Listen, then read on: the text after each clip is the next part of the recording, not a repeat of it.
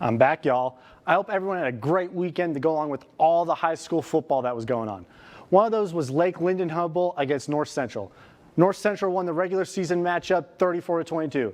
So let's take a look to see what happened this time around. They're back at it, people. Lakes and Jets facing off. First quarter, the opening kickoff of the game, Alex Nasser picks up the ball. He goes left, but he doesn't like what he sees, so he comes back this way, and he's going. And he is gone, doing his team's namesake proud, turning on the Jets and getting into the end zone. They wouldn't get the conversion, so Jets go up 6-0. Their next offensive possession, Wyatt Rabb getting the handoff and cutting it up inside, going untouched for another Jets touchdown. Now they're up 14-0 late in the first quarter. But North Central, again, after Lakes fail to do anything. Like my mom always says, you got to love your brother. And Luke Gorzinski finding his brother, Ian Gorzinski, for another touchdown. It's now 22-0 in the first quarter. It's getting ugly quick. Going into the second, Gorzinski to Nasser this time, a little screen pass, and Nasser, he doesn't want to give the cleaners any work, keeping his jersey nice and clean as he gets in for another Jets touchdown. 36-0 in the second. Back to the Jets after another failed Lake drive, and Ian Gorzinski with his second touchdown of the quarter. But let me tell you, folks, it was the Alex Nasser show as he takes the rock and runs up, but he reverses again. But he just wanted to get closer to the camera, so we all knew it was him showing off his speed as he's sprinting in for another North Central touchdown. The Jets would dominate in this win and continue their championship run, 52-8.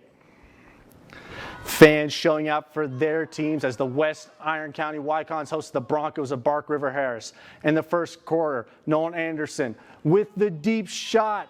And it's Nathan Thompson who gets thrown into the end zone for the score. They would miss the PAT, but it's 6-0 WYKONS. But now it's the Broncos' turn on offense. Quarterback Nick Javerick rolling out to the right and finds Joey Stein, who breaks a WYKON tackle and shows off the balance with the tightrope along the sideline, and he gets in for the touchdown, tying up the game 6-6. On the two-point conversion, Karzanki takes the pitch, and he gets in, giving the Broncos the lead, going up 8-6. A new offensive possession for Bark River. Stein taking the handoff, running up the right side, picking up yards, gets shoved out of bounds just short of the goal line. But next play, nothing fancy this time as Trevor Lippin smashes his way into the score. Bark River goes up 14-6 late in the first half. We're going to go into the fourth quarter. Score still 14-6. WYKONS need a turnover, and they get it ripping the ball out, and it's recovered by Ashton Gibson, but they weren't able to do anything with that turnover. Bark River has it again. Jakur looking for an open man, but he says, don't worry, guys, I'll take this one. Running up the right side, he gets the first down, and he's shoved out of bounds by the defender, but that would be all she wrote as Bark River Harris would go on to win 22-6. Here's head coach Al Sternberg on how his team was able to win. We're coming into Iron River to play West Iron County, and we've been in a lot of battles up here, and it's never a blowout. It's always a battle, and they're physical, and they come at you, and we just have to play 4 quarters, and they did that, and we knew we would have to. And they weren't going to give us anything easy, and so it was as billed, 1-score game at halftime, and we pulled away just a tad at the end, enough to ice it. But this is exactly what we expected. Let's keep it rolling with top 5 plays. Starting at number 5, we got Vice Pietrantoni getting behind the Mall Tower defense and catching an absolute dime from the quarterback and getting into the end zone. Iron Mountain could have had their own top 5 plays, but still pretty impressive. At number 5, we got Travis Earns showing off his power, telling the defender, get off me, and then showing off his speed as he's sprinting up the sideline for the kickoff return. I'm telling you, folks, I'm getting winded just watching it, but we all love those long touchdown runs. Very impressive, Travis.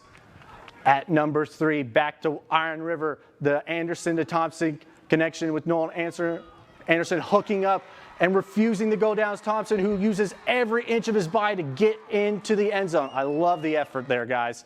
Then at number 2, we're keeping it in Iron River. This time it's Joey Stein turn to make a play. Bringing in the catch, breaking the tackles, and skirting along the sidelines, showing off that balance again and getting in for the touchdown tie that would eventually put the Broncos up and would keep the lead. And finally, the number 1 spot, we give it to Alex Nasser, who makes a house call. He's breaking tackles, weaving through the defenders, churning on the Jets. He's really just showing off, and he is out of there, making that house call, answering that phone, and what an amazing play by him and all our UP athletes.